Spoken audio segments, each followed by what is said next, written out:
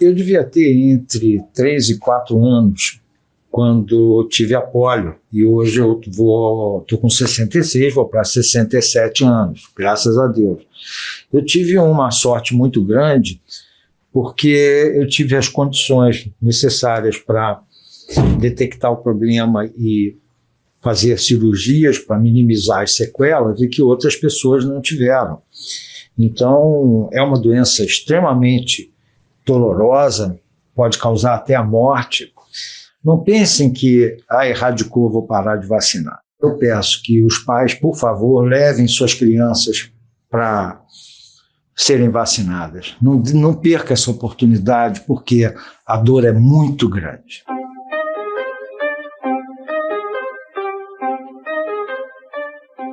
Esse depoimento é do carioca Marcelino Reais e é autoexplicativo, né? Ele teve que passar por mais de uma dezena de procedimentos hospitalares até se livrar dos efeitos mais graves da poliomielite, que contraiu há cerca de 60 anos. Marcelino é de um tempo em que o vírus da polio circulava no Brasil. E agora, com a queda brutal da cobertura de vacinação, a porta está aberta para o retorno da doença.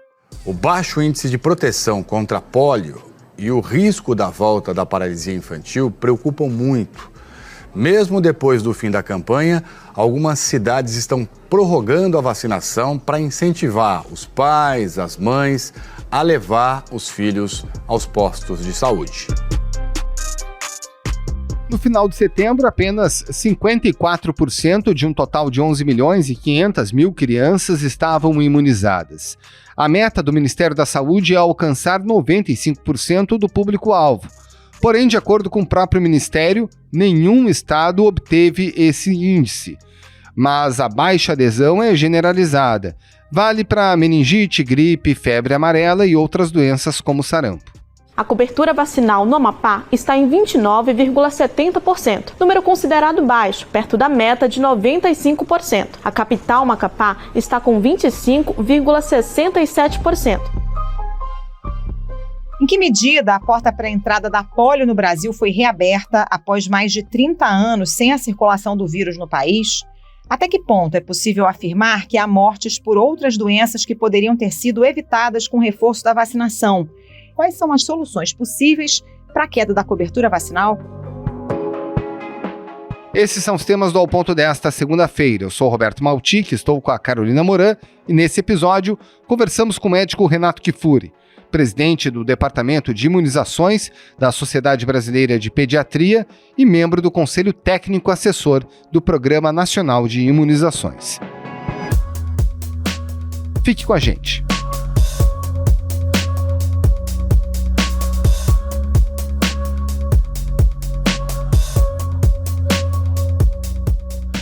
Doutor Renato Kifuri, o senhor que é médico já há mais de 30 anos e atua na área de imunização há pelo menos 25, em algum momento já viu uma adesão tão baixa do brasileiro aos mais diferentes tipos de vacina? Olha, Carol, você sabe que nós vivemos numa época no passado, algumas décadas atrás, onde conviver com as doenças que nos afetavam tanto no passado, o sarampo, atender casos de meningite, filas lotadas para internação com casos de coqueluche, pneumonias, era trágico. Então a busca por vacinação, a preocupação, eu diria mais, não só da população, mas do próprio profissional da saúde, era muito maior. E esse é, infelizmente, o paradoxo que a gente vive. A vacina faz tanto sucesso, elimina as doenças, controla muitas delas, erradica outras, que as pessoas se esquecem. Perde-se a percepção do risco e chega num ponto onde a gente chegou hoje. Então eu fui formado e comecei a atuar numa época onde eu tratei muitas dessas doenças e o valor que se dava às vacinas era muito maior. E hoje, realmente, a grande dificuldade é o convencimento da população da importância e o valor das vacinas, justamente no cenário onde elas praticamente desapareceram. E aí é o equívoco e o risco delas voltarem. Doutor, naturalmente todas as vacinas são muito importantes, mas nesse momento, o quanto que preocupa essa queda da cobertura da vacina de pólio, que só se agrava, apesar da gente mesmo fazer vários apelos, os senhores também, Nos últimos meses, isso tem sido feito de maneira sistemática e, mesmo assim, a cobertura segue em baixa, né? Em 2021, menos de 70% do público-alvo estava com as doses em dia. Em 2015, era mais de 98%, né? O quanto que esse quadro realmente passa a ser considerado alarmante? Acho que todas as quedas nas coberturas vacinais preocupam. Em especial a poliomielite, Roberto, ela tem uma característica que é a carga que a doença tem em termos de sequela para o resto da vida. Quem teve pólio e mantém uma sequela, hoje a gente já reconhece uma outra entidade chamada síndrome pós-pólio, que é uma doença degenerativa do indivíduo mais velho, idoso, como já se não bastasse a doença no curto prazo, a paralisia e todo o impacto que tem na qualidade de vida. Chega no final da vida, ainda desenvolve uma doença com muita dor, com muita atrofia, que vai piorando o seu quadro de paralisia, ou seja, uma doença que tem um impacto enorme e por isso ganhou muita atenção da comunidade mundial toda no passado. E as vacinas, né, foram um marco. Acho que a paralisia, junto com a varíola que foi erradicada, a vacina transformou a poliomielite ou a paralisia infantil numa coisa do passado. 2 países, até pouco tempo atrás, concentravam os casos de pólio, né, Afeganistão e Paquistão. Hoje a gente vê Israel, Estados Unidos. Pois é, foi aqui em Nova York, primeiro caso registrado depois de um tempão, depois de décadas, né? A gente tem acompanhado de perto a situação de um rapaz, um jovem que não tomou a vacina contra a paralisia infantil e acabou agora sendo confirmado com a doença. Países da África registrando casos de poliomielite de novo. Então é um triste retrocesso de uma doença quase erradicada, como a varíola foi erradicada, e que a gente hoje volta a ter casos e começando a se dispersar em outros continentes, como a gente via no passado. Então é um risco importante e o Brasil está classificado, infelizmente, estamos ganhando aí mais um troféu de um dos países de mais alto risco de reintrodução da polio, porque não faz 3 das suas lições de casa principal: vacinar adequadamente, vigiar o ambiente, ver se tem poliovírus circulando nos nossos esgotos, não fazemos isso direito, e não investigamos casos de paralisia rapidamente. Uma criança que acorda hoje paralisada pode ser várias doenças neurológicas. É preciso descartar esses quadros rapidamente para que as intervenções em bloqueio, se for um caso de pólio, seja efetiva. Então não fazemos nada bem e infelizmente nós somos considerados, aí, junto com alguns outros países das Américas, como de mais alto risco de reintrodução da doença. Falando um pouquinho mais sobre reintrodução, qual é a diferença do ponto de vista da epidemiologia quando se registra um caso de uma doença erradicada? Então, no momento que se tem um caso, por exemplo, em determinado país, pode inclusive vir a ser um dia o Brasil, o que isso significa em termos de alteração de política pública? Quando nós registramos um caso, por exemplo, de sarampo ou de poliomielite aqui, é sinal que já há circulação do vírus, né? Porque você tem muitos indivíduos, alguém transmitiu para essa criança o vírus está por aqui, ou nós temos mais casos que nós não diagnosticamos. Então, em geral, o reconhecimento de um caso é a ponta do iceberg de uma proporção de distribuição de circulação daquele agente muito maior do que ser o primeiro e único caso isolado. Para cada doença, nós temos, obviamente, situações de controle diferente. Então, registrarmos casos de meningite é uma doença endêmica que acontece semanalmente, diariamente, todo o país registra casos de meningite. Pneumonias, mesma coisa. Paralisia infantil, não, nós estamos há décadas sem registro de um único caso. Então, um único caso que nós confirmemos eventualmente no país seria já a readmissão da reintrodução da doença aqui no nosso continente, no caso no Brasil. O Pará investiga suspeita de paralisia infantil em uma criança de 3 anos. A Secretaria de Estado de Saúde Pública notificou o Ministério da Saúde que também apura o caso no município de Santo Antônio do Tauá, nordeste do estado. A Secretaria considera também outros possíveis diagnósticos, inclusive síndrome de Guillain-Barré. Doutor, falando especificamente desse caso que está sendo investigado no Pará, é importante a gente ser bem didático, porque acho que esse caso gerou muitas dúvidas, né? Nesse momento em que a gente está conversando, tarde de sexta-feira, o que se sabe é que é uma criança com sintomas de flacidez muscular e que nas fezes dessa criança foi encontrado o vírus da polio, mas não o vírus selvagem, né? Esse vírus que transmite a doença, e sim um tipo de vírus atenuado que é utilizado na vacina. As autoridades estão investigando, pode ser, como o senhor disse, né? Os sintomas podem ser de várias doenças, mas existe a possibilidade, que é rara, mas pode acontecer, de uma reação adversa à própria vacina, aquela da gotinha. O que é importante esclarecer sobre esse caso, doutor, e como é que seria o esquema vacinal adequado para se evitar, inclusive, algum tipo de reação adversa à própria vacina contra a polio? Você definiu bem, Carol. A gente hoje tem quadros de paralisia aguda que precisam ser investigados. E aqui já começa uma primeira falha do nosso sistema, né? Essa criança teve um sintoma de paralisia em agosto e o exame para coleta de fezes foi feito só em setembro, mais de 15 dias depois da sintomatologia da criança. E o resultado saiu mais depois de tantos dias. E foi encontrado o vírus da vacina, que é comum em quem recebe a vacina oral, já que a vacina Sabin, da gotinha, ela é feita com vírus vivo da paralisia infantil, enfraquecido. Então, você encontrar o vírus vacinal nas fezes é um fato esperado de quem recebeu a vacina oral. Agora, quando você tem um quadro de paralisia aguda, como foi dessa criança, é preciso descartar. Será que essa criança está desenvolvendo um quadro de paralisia pelo vírus da vacina? Ou será que é um outro quadro neurológico qualquer? A equipe do Ministério está indo investigar isso. Mas o que é importante para todos entenderem é que este evento, o vírus da gotinha, causar paralisia em alguém, é um evento excepcionalmente raro. É muito difícil isso acontecer.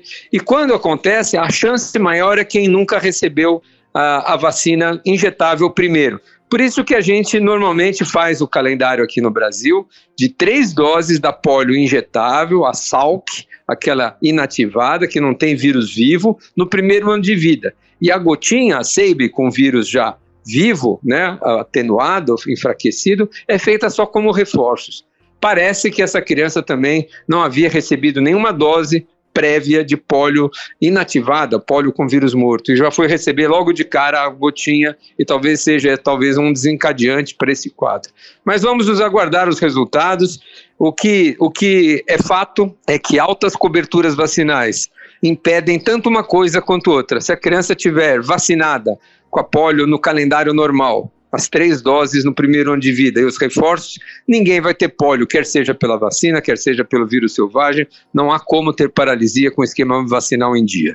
Agora, doutor, qual é a recomendação no caso de uma criança que não tomou as vacinas injetáveis, portanto com o vírus morto, né, num primeiro momento, no primeiro ano de vida, e os pais querem colocar o esquema vacinal em dia? É que se tome a vacina injetável mesmo numa idade mais avançada?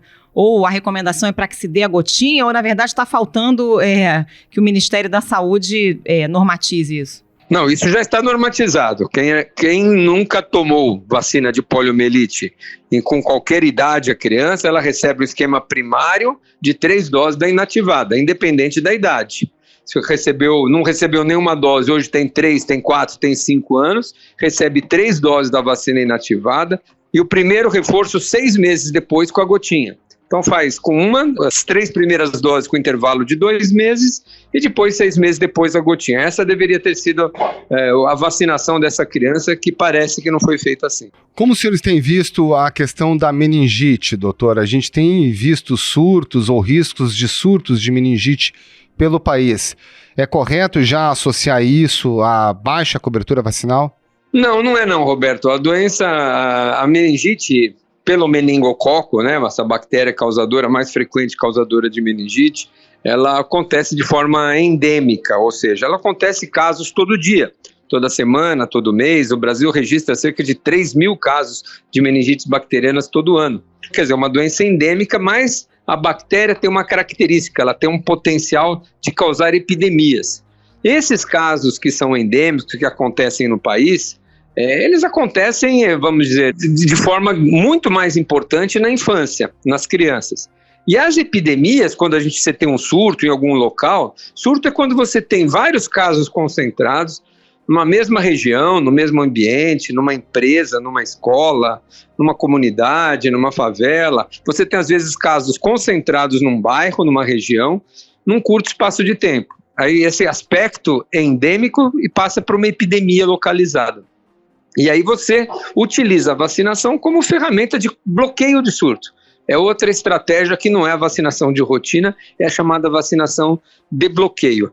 Então é importante ter o calendário vacinal em dia. E quando estivermos frente a alguns surtos, ampliar a vacinação, a faixa etária de vacinação, né, que a princípio é só para crianças e adolescentes, para adultos, inclusive, para proteger, para bloquear aquele surto. O que São Paulo está vivenciando na Zona Leste, especial... A capital faz bloqueios para conter a meningite na Zona Leste e montou postos para vacinar 30 mil pessoas numa área considerada de risco entre a Vila Formosa e Aricanduva. Como vivenciou o Espírito Santo, como vivenciou São José dos Campos recentemente, são surtos localizados de meningites em bairros, em regiões próximas, pelo mesmo tipo. Importante destacar que a meningite é causada nesse surto, para definir um surto tem que ser pelo mesmo tipo, e aí você estende a vacinação para aquelas idades que estão sendo mais acometidas. Aliás, doutor, acho que vale reforçar, o senhor falou, mas deixar bem claro esse reforço da vacina da meningite para os adolescentes, né? Porque eu tenho uma filha de 12 anos, eu confesso ao senhor que eu só descobri que havia esse reforço, inclusive com uma vacina mais completa, né? A, C, W, Y, não é isso? É isso. Para os adolescentes entre 11 e 14 anos, quando eu fui levá-la para dar a vacina da Covid. Eu não me lembrava de ter essa vacina para os adolescentes quando ela era pequena e tomou as vacinas de meningite. Eu cheguei a dar algumas vacinas particulares na época que surgiram vacinas novas contra a meningite que não estavam ainda no calendário do Ministério da Saúde, mas agora tem esse reforço mais completo para os adolescentes, né? É verdade, e foi ampliado recentemente, Carol, era só para crianças de 11 a 12, agora está no Programa Nacional de Imunizações de forma gratuita até os 14 anos, de 11 a 14 anos, todos que estão nos ouvindo aqui, que estão nos acompanhando, devem levar seu adolescente para ser vacinado, independente do surto, hein? A vacinação de meningite é para toda criança menor de 10 anos e para os adolescentes de 11 a 14 anos, são vacinas diferentes, menores de 10 anos recebem aquela C, que é a mais comum entre nós aqui no Brasil, e de 11 a 14 anos recebe essa quadrivalente contra os tipos A, C, W e Y. Gratuita, disponível e tem que proteger. As crianças têm que estar protegidas, as crianças e os adolescentes, porque é a idade, de novo, de maior concentração de casos que a gente tem de meningite. E nos surtos a estratégia é diferente. Tem uma epidemia, você vai vacinar naquela região, não é para todo mundo, as pessoas daquelas idades que estão sendo afetadas naquele quadro atual.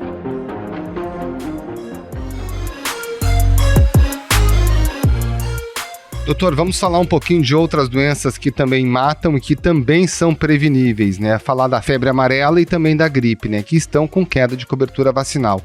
A gente pode dizer hoje que tem mortes relacionadas a essas doenças que poderiam ter sido evitadas? Ah, sem dúvida, né? Sem dúvida. A Covid é o grande exemplo de mortes evitáveis hoje mais frequente, face a um número grande de casos, né?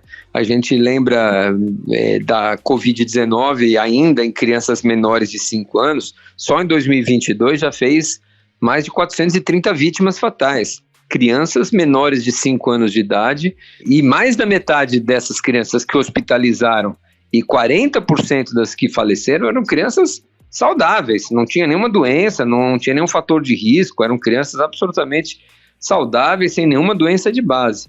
Então é importante a gente ver como às vezes a não vacinação implica em consequências tão importantes. E para essas doenças em especial, a gripe e a febre amarela, a gente tem uma mortalidade maior, uma letalidade maior em idosos. A febre amarela é uma doença que raramente leva ao óbito crianças. A gente vacina desde pequenininho, com 9 meses a primeira dose, e faz um reforço depois aos 5 anos de idade, entre 4 e 6 anos de idade, para completar essa proteção para o resto da vida.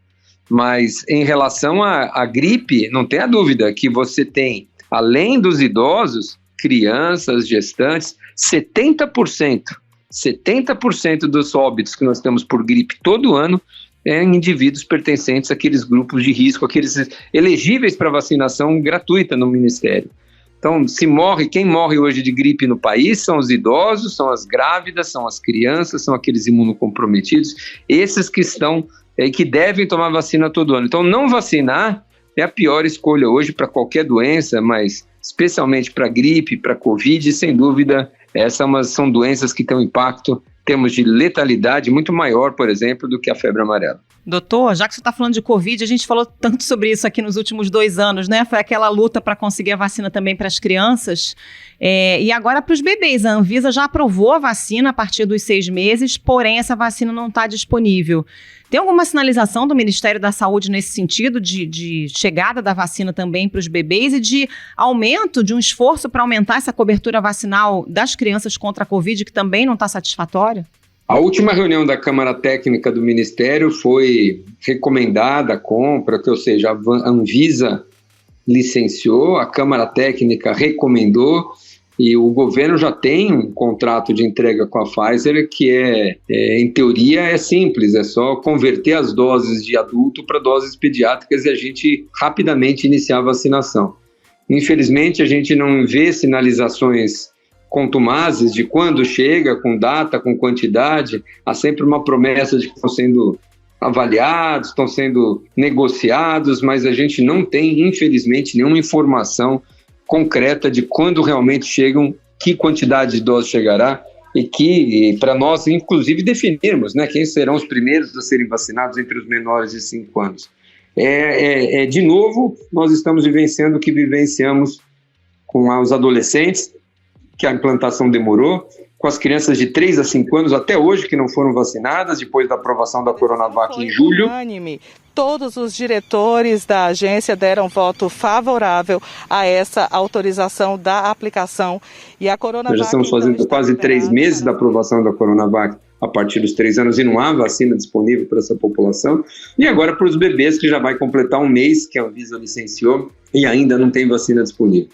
Eu acho que é um descaso que a gente tem visto com a vacinação das crianças no país, patrocinado por aqueles que, infelizmente, acham que as crianças não precisam ser vacinadas, que os antivacinas trabalham tanto e que conseguiram atingir justamente no público menor. Tentaram boicotar a vacinação dos adultos, dos idosos, das grávidas, dos adolescentes, e as coberturas foram muito boas. Conseguimos, a despeito de toda essa negação, vacinar nossa população muito bem. Mas na hora que chegou nas crianças, e justamente no momento onde a pandemia está mais controlada, essa desinformação teve um impacto maior. Pela primeira vez a gente vê pais protegidos não querendo proteger seus filhos. É até paradoxal, né? Geralmente a gente protege os filhos e depois pensa na nossa proteção. Pela primeira vez na história a gente está vendo pais que tomaram 2, 3, 4 doses, não querendo oferecer ao mínimo uma dose para o seu filho. E não é porque eles querem o mal do filho, certamente, eles estão inseguros e impactados com tanta desinformação.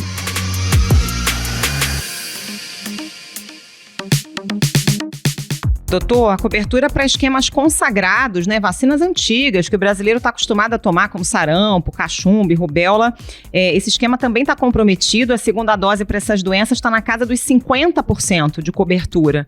A gente sabe que tem risco de morte, risco de sequelas, paralisias, amputações, mas é também um fator adicional de pressão sobre o sistema de saúde com esse tipo de doença, né? Não tenha dúvida, né? A gente não vacina as pessoas e as crianças somente para evitar óbito, né, Carol? Catapora mata pouco, sarampo mata pouco, febre amarela, a gente já acabou de dizer que tem uma doença de baixa letalidade, mas a gente vacina para prevenir dor, para prevenir sofrimento, para prevenir sequelas, para prevenir sobrecarga no sistema de saúde. Então, as vacinas revolucionaram. As nossas enfermarias, quando eu me formei, a gente tinha uma enfermaria de diarreias, Carol. Era uma enfermaria que crianças internadas com diarreia, desidratadas, junto com desnutrição. Era um horror, porque as crianças ficavam internadas tempos e contaminavam uns aos outros. Hoje a gente não interna mais diarreia. Olha, não lembro a última vez que eu internei uma criança por desidratação, por diarreia. No máximo vai parar no pronto-socorro, toma um soro e vai para casa. Pneumonias, né, que eram tão comuns, as internações por sarampo, por coqueluche. Então, isso tudo, as vacinas mudaram o perfil das doenças e aumentaram a nossa expectativa de vida e reduziu a mortalidade infantil. Então, o impacto que nós tivemos com o uso de vacinas é gigantesco, né, na população. Então, negligenciar esse calendário hoje, deixar com essas coberturas baixas, a gente não está falando só de óbito, não, a gente está falando de consequências importantes no curto, no médio e também no longo prazo. E aí, doutor, fica a pergunta, né? O que pode ser feito de diferente para retomar a eficiência do programa de imunizações e melhorar essa cobertura vacinal? Eu acho, Roberto, que a gente precisa reaprender a fazer campanha de vacinação. A gente sabia muito bem no passado e o mundo mudou. O mundo é digital, os jovens pais de hoje, para vacinar seus filhos, eles recebem informação por outras vias, eles não convivem mais com as doenças que nos assustavam no passado. E não é fácil você convencer um pai, uma mãe, ou motivá-los a vacinar com a mesma motivação que a gente tinha no passado, para doenças que ele nunca ouviu falar, né, de difteria, o que é isso, paralisia infantil, poliomielite, sarampo, são doenças que ele não vê ninguém com esses quadros, não ouve falar de quadros dessas doenças mais. Então eu acho que a comunicação é o grande segredo para nós sairmos dessa enroscada. Nós temos que continuar motivando as pessoas a se vacinarem, mesmo sem as doenças estarem à nossa volta. Isso não é simples. Geralmente, como eu falei, o ser humano se move em direção à prevenção quando ele se sente ameaçado. Sem ameaça, você dizer para convencer as pessoas a continuar se vacinando contra algo que eles não desconhecem, não é tarefa simples. Nesse mundo digital, acho que nós precisamos de comunicadores, de sociólogos, de antropólogos que nos ajudem a levar essa informação com qualidade, com uma campanha realmente empática, onde sensibilize a população sobre a importância e voltemos a ter os dias de vacinação, os dias de festa que foram tão festivos no país e que levaram a essa situação absolutamente satisfatória de controle de doenças. O Brasil, como você bem disse, um programa completa em 2023, 50 anos do nosso Programa Nacional de Imunizações, pioneiro no mundo inteiro na conquista e na eliminação de várias doenças, e é isso que a gente pretende recuperar. Mas vamos precisar de ajuda, não é fazer do mesmo jeito que a gente fazia no passado, não. Dr. Renato Kifuri, muito obrigado mais uma vez pela sua participação, um abraço e uma ótima semana. Eu que agradeço, obrigado você, Carol, sempre um prazer falar com vocês, ótima semana a todos. Um abraço, doutor, obrigada.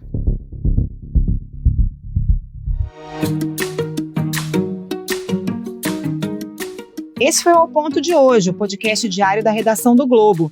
Nessa conversa, a gente conta com a participação de toda a equipe do jornal, as mesmas pessoas que levam até você informação e análise de qualidade todos os dias.